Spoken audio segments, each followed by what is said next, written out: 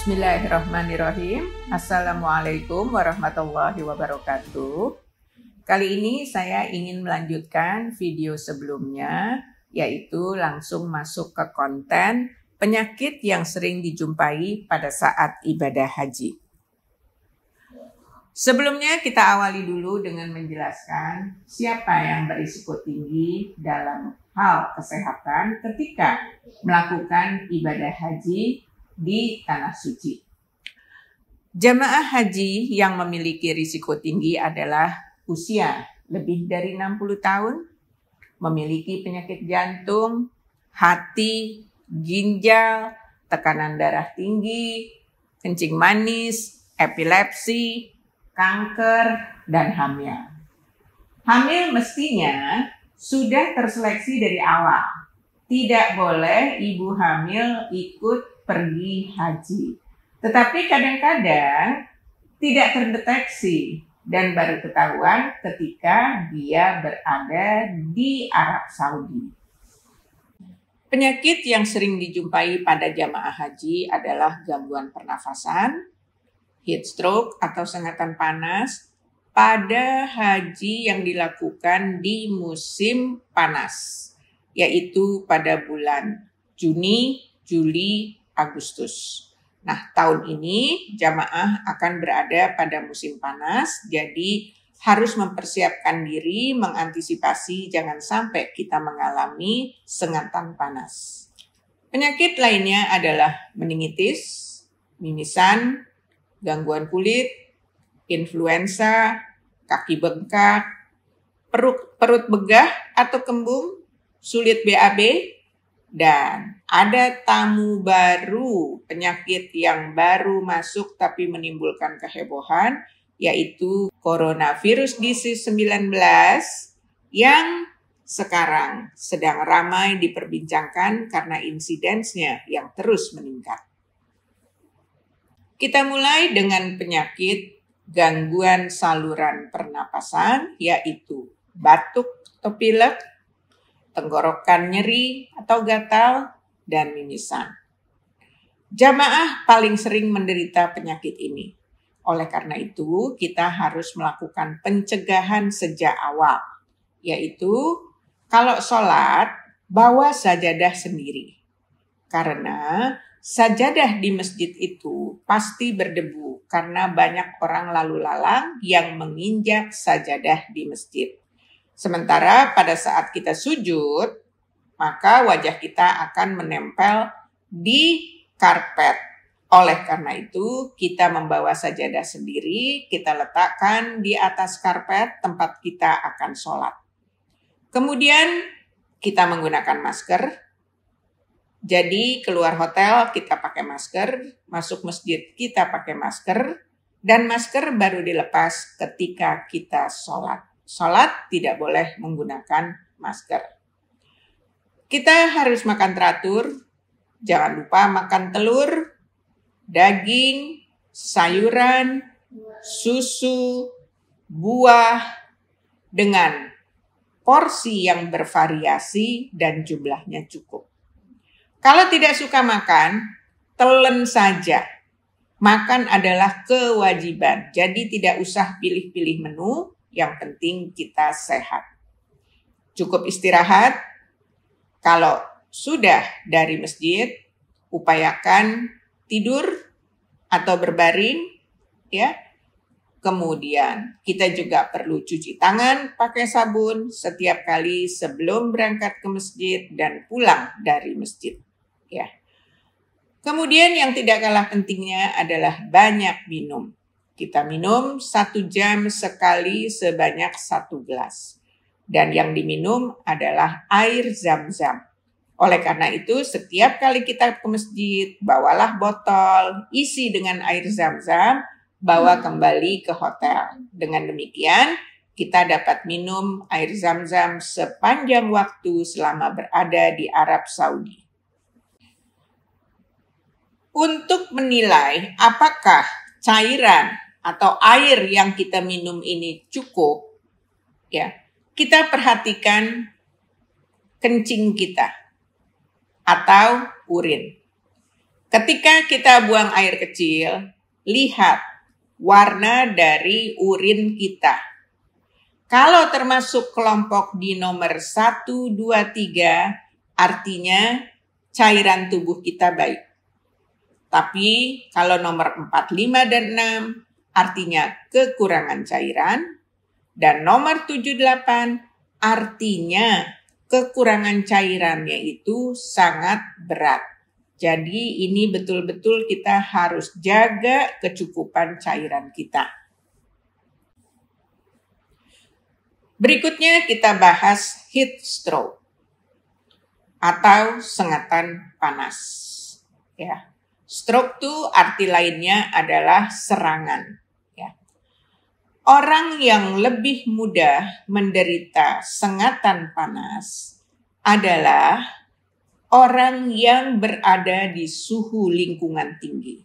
Seperti halnya di Arab Saudi, itu suhu bisa mencapai 45, 47. Nah, itu tentu saja berpotensi untuk kita mengalami heat stroke. Kemudian orang yang merokok itu mudah terkena heat stroke.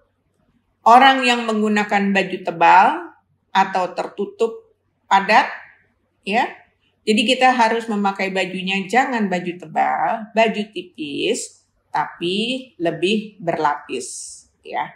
Cukup 2 lapis, 1 baju dalaman, 1 baju luar. Jangan gunakan baju tebal dan berlebihan.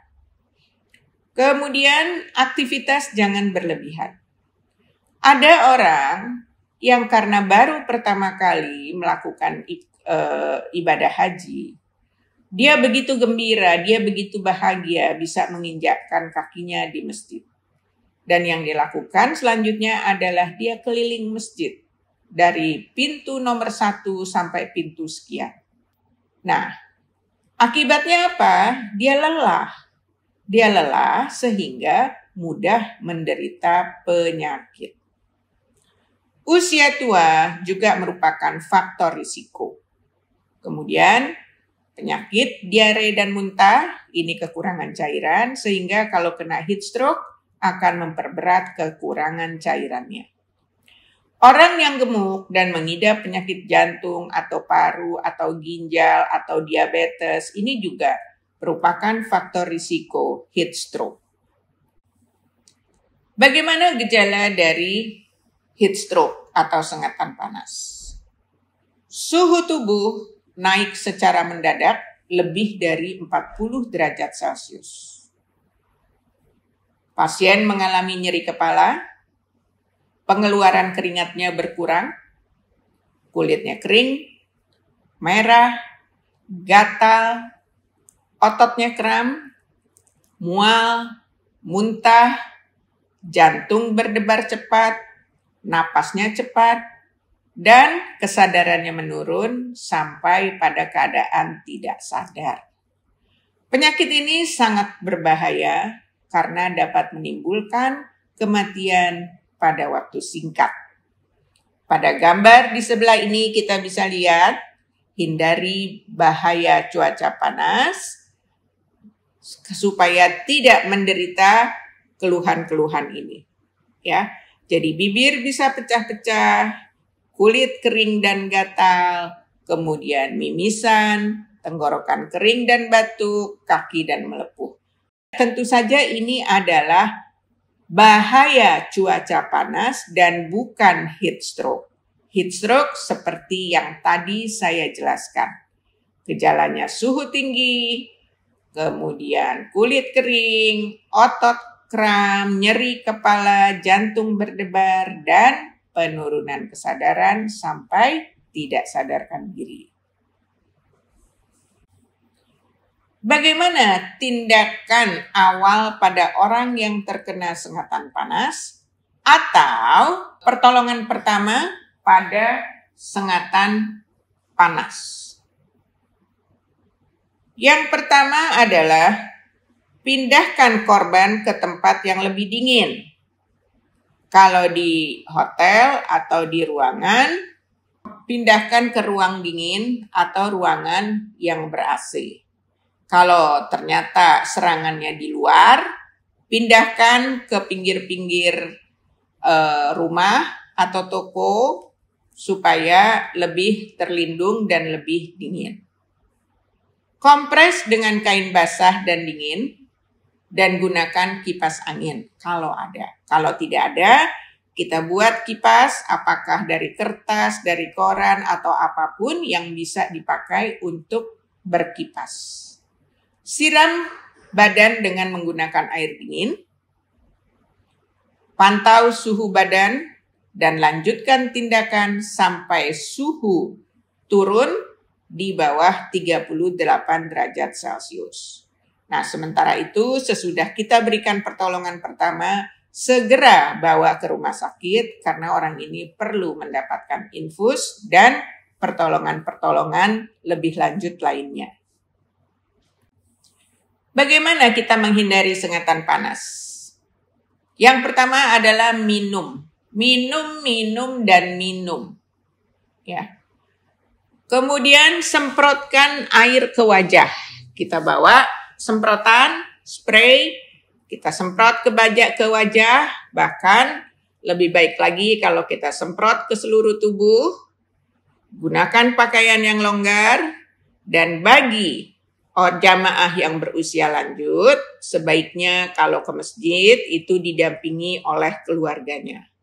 Dan jangan lupa menggunakan alas kaki supaya kakinya tidak melepuh. Penyakit lainnya yang perlu kita perhatikan adalah radang serabut otak atau meningitis. Gejalanya adalah demam tinggi, tidak sadar, sakit kepala hebat, mual, muntah, kejang, dengan angka kematian yang tinggi. Penyakit ini banyak terdapat pada orang yang berkumpul dalam jumlah besar, seperti halnya ibadah haji. Banyak orang berkumpul, contohnya pada waktu tawaf dan sa'i. Nah, pada saat itu jika ada orang yang batuk atau bersin dan kita berada di sebelahnya, maka kita dapat tertular penyakit radang selaput otak ini. Ya. Karena penyakit ini merupakan penyakit yang berbahaya, maka semua orang yang akan masuk ke Arab Saudi harus diberikan vaksinasi meningitis. Jadi, kepada jamaah, mohon disuntik dengan vaksin meningitis, tidak boleh ditawar, ya. Dan selama di Arab Saudi supaya kita tidak terkena percikan ludah atau bersin orang, maka kita harus menggunakan masker agar kita juga tidak menularkan kepada orang lain. Penyakit berikut adalah influenza. Gejalanya demam tinggi, sakit kepala, nyeri otot, batuk pilek, nyeri tenggorokan, tubuh terasa lemah dan menggigil. Saya rasa hampir semua jamaah pernah mengalami penyakit influenza ini. Ya. Pencegahannya, makan dan minum yang hangat, cukup istirahat, jangan lupa makan buah dan sayur, minum susu, menggunakan masker, dan vaksinasi. Vaksinasinya paling lambat 2 minggu sebelum berangkat. Penyakit yang sekarang baru timbul tetapi sangat berbahaya adalah coronavirus disease yang pertama kali muncul pada tahun 2019 sehingga disebut COVID-19. COVID-19 ini penyakit yang mengganggu pernapasan dan menyebabkan radang paru atau pneumonia.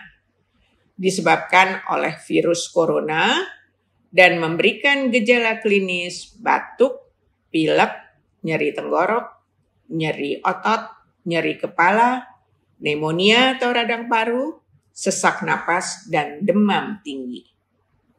Angka kematian itu dapat terjadi apabila penyakit sudah memasuki stadium radang paru dan sesak napas, ya, serta demam tinggi. Oleh karena itu kita harus berhati-hati terhadap penyakit ini. COVID ditularkan melalui ludah atau cairan yang berasal dari saluran napas apabila kita kontak dekat penderita. Nah, droplet atau ludah atau produk dari saluran napas tadi dapat menempel di pakaian atau di benda di sekitar pada saat batuk atau bersin. Oleh karena itu, kita harus berhati-hati dan memakai masker, mencuci tangan, dan menghindari kerumunan-kerumunan.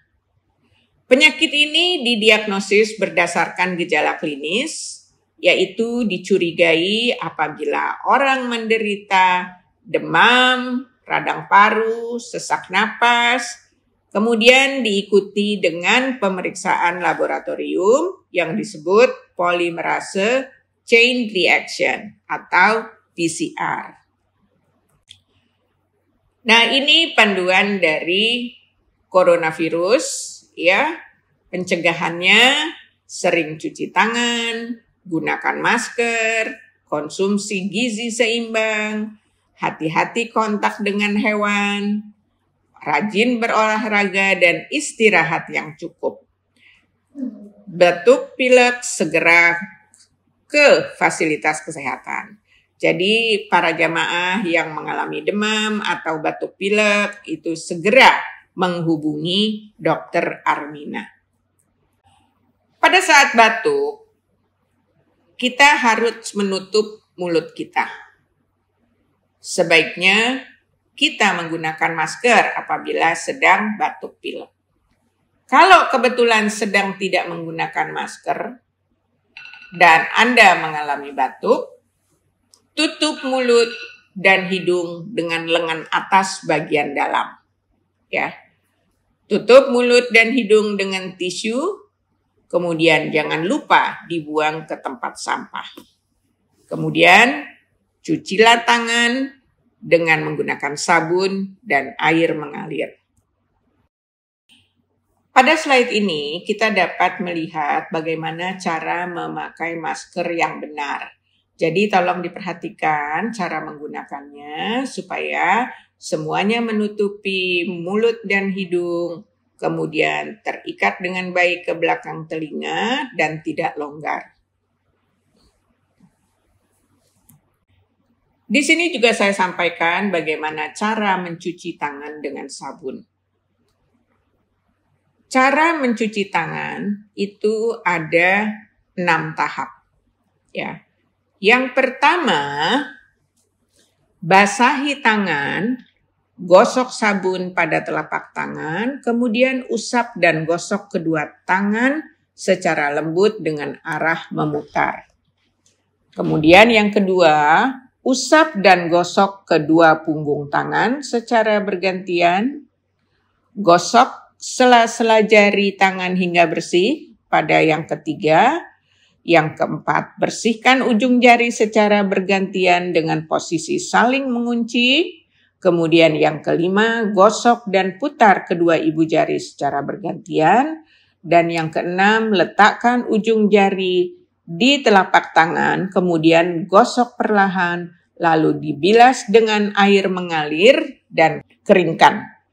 Waktu yang paling penting untuk CTPS adalah cuci tangan pakai sabun, yaitu sebelum makan, setelah buang air besar, sebelum menjamah makanan, sebelum menyusui, dan setelah beraktivitas. Kita lihat penyakit lain yang dapat terjadi adalah mimisan. Penyebabnya udara kering dan panas. Mimisan ini adalah keluarnya darah melalui hidung. Nah, pencegahannya adalah pakai masker. Kemudian, untuk penanganannya segera berlindung ke tempat teduh, istirahat, tekan hidung atau sumbat lubang hidung dengan kapas dan kain sampai berhenti. Nah, sementara itu, hubungi segera Dokter Armina agar dapat membantu memberikan pertolongan. Gangguan sel kulit memang tidak berbahaya, tetapi sangat mengganggu kita. Gangguan kulit terjadi karena cuaca panas dan udara yang kering, sehingga telapak kaki kita pecah-pecah, bibir kering dan pecah-pecah, kulit gatal dan kering. Gatalnya ini luar biasa, sehingga kalau kita menggaruk itu kadang-kadang sampai kulit kita berdarah karena saking asiknya kita menggaruk. Kemudian kulit dapat mengalami jamuran karena kaos kaki dibasahi air saat wudhu. Seharusnya pada saat berwudhu, kaos kaki tidak boleh dibasahi, jadi dibuka dulu, kemudian kakinya dibasahi dengan air sesuai dengan tahapan wudhu, dan kalau sudah selesai dikeringkan, sesudah dikeringkan pakailah kaos kaki yang kering. Jangan sekali-sekali membasahi kaki yang memakai kaos kaki. Ini dapat menimbulkan jamuran atau yang populer disebut dengan kena kutu air. Sekarang kita masuk ke teknis, bagaimana jika jamaah sakit? Jamaah yang mengalami hipertensi, kencing manis, maka harus memeriksa dirinya setiap hari. Cek tekanan darah tiap hari, jadi sebaiknya bawalah pengukur tekanan darah sendiri, ya. Kemudian cek kadar gula darah, ini juga bawa sendiri, ya, supaya Anda bisa mengukurnya setiap hari dengan bebas tanpa harus antri pada dokter. Jamaah yang sakit ringan akan diatasi oleh Dokter Armina dengan memberikan obat-obat sesuai dengan penyakitnya. Tetapi jika mengalami sakit yang berat, mudah-mudahan pada jamaah ini tidak ada yang sakit berat, terpaksa kita kirim ke rumah sakit. Teknis berobat untuk jamaah, Armina akan menyiapkan posko, entah di mana nanti tergantung lokasinya, kondisi hotel bagaimana. Dokter biasanya akan berpraktek setelah sholat subuh atau setelah makan pagi sampai dengan pukul 10. Kemudian dokter tentu akan beristirahat karena dokter juga memerlukan istirahat, jamaah juga perlu istirahat, dan ketika salat zuhur maka dokter boleh dihubungi kembali sesudah makan siang. Boleh juga sesudah sholat asar. Atau malam sesudah sholat isya dan sesudah makan malam. Ya. Jadi jangan menghubungi dokter setiap saat supaya dokternya bisa beristirahat dan siap jika ada orang yang sakit. Kalau kondisinya darurat, jamaah bisa menghubungi dokter kapan saja. Namun, kalau sakit berat, cukup menelpon dokter dan dokter akan berkunjung ke kamar untuk mengobati pasien. Sekarang kita masuk ke masalah klasik non-medis. Masalah ini bukan masalah kedokteran sama sekali, tapi dapat menimbulkan jamaah menjadi sakit karena jamaahnya mengalami stres. Apa yang dapat mengalami stres pada jamaah? Duduk di pesawat terbang tidak dekat keluarga. Kalau Bapak Ibu ada yang mengalami hal seperti ini, tenang saja.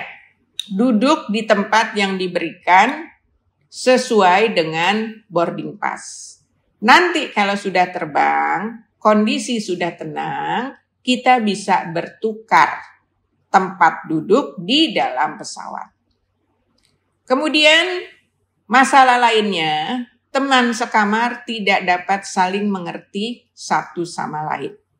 Sebagai contoh, satu kamar ada satu AC. AC ini menyemprot ke salah satu tempat tidur jamaah. Sehingga jamaahnya kedinginan dan tidak nyaman dengan AC yang menyemprot ke badannya. Kalau dikecilkan, jamaah yang lain protes karena kamar menjadi panas. Ya. Nah, oleh karena itu, aturlah posisi arah angin dari AC, atau jika masih memungkinkan, aturlah posisi tempat tidur. Kemudian, jangan merokok di dalam kamar, ya, dan jangan jorok di dalam kamar. Sesudah makan, sampahnya tidak dibuang, ada kulit buah, ada sisa makanan, itu numpuk di kamar, ya. Masalah lain adalah suami yang sangat bergantung pada istri atau sebaliknya. Salah satu contohnya misalnya, pakaian suami masuk ke koper istri. Akibatnya suami akan bolak-balik ke kamar istri. Dan ini sangat mengganggu teman sekamar. Kemudian ada jamaah yang tidak dapat menggunakan toilet dengan benar. Maaf, jamaah yang dari daerah kadang-kadang tidak bisa menggunakan toilet duduk. Dia tidak mengerti bagaimana caranya. Sehingga menimbulkan kekotoran di dalam toilet. Jika ada jamaah yang seperti ini, jangan dimarahi. Kasih tahu. Karena dia memang enggak tahu. Kasih tahu, diberikan informasi, diajarkan cara bagaimana menggunakan toilet supaya dia paham cara menggunakannya. Selanjutnya, kita harus selalu menggunakan tanda pengenal. Ya. Jangan tidak menggunakan tanda pengenal, karena kalau tersesat, susah dikenali. Kita kadang terlepas dari rombongan, dan kita bisa tersesat. Dan kalau udah tersesat, Armina susah mencarinya.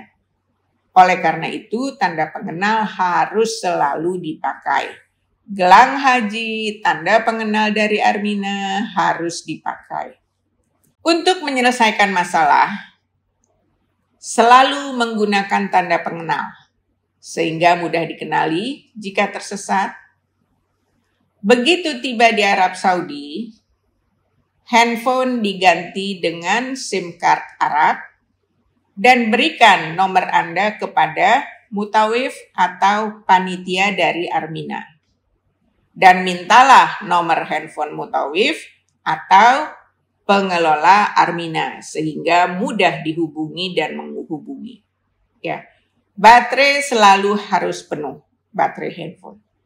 Dan jaga komunikasi dengan mutawif atau panitia. Jangan lupa utamakan ibadah wajib. Obat-obat pribadi dicatat di buku kesehatan. Nanti pada saat pemeriksaan kesehatan, Anda akan diberikan buku dan laporkan kepada dokter pada waktu Anda diperiksa kesehatannya dan sedang dicatat data pribadinya. Banyak sabar, jaga kebersamaan supaya kita bisa mendapatkan haji yang mabrur. Haji hanya seumur hidup sekali, oleh karena itu marilah kita bersabar untuk mendapatkan haji yang mabrur. Demikian apa yang dapat saya sampaikan. Semoga Allah menerima ibadah kita dan kita menjadi haji yang mabrur. Wassalamualaikum warahmatullahi wabarakatuh.